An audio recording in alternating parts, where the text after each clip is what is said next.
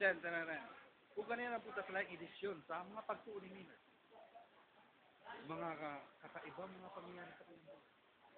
Ano kaya mangyayari sa mga ganitong karya? Dili lang sa Chuy. Kung ganyan si Robert, magpakita sa nila yung gilas sa iya mga kamot, mga kaabtik, ug palag sa mga abilidad. Ano yan na siya? Tanawa nga akong buhaton. 1, 2, 3, go. 1, 2, 3, go.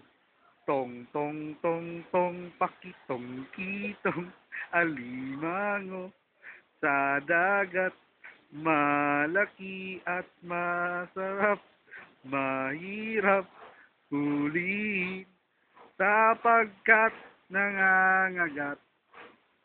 Huwag nyo nasaksihan.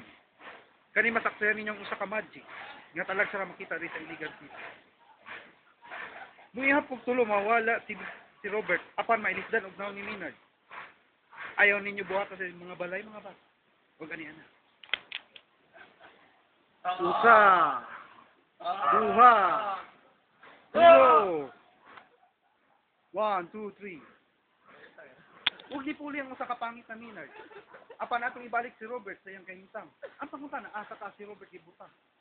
Aniyan na. 1, 2, 3. Muhiyap kog tulo. 5, 10, 20. Nibalik na si Robert. Nahimo na po siyang usa ka tawo.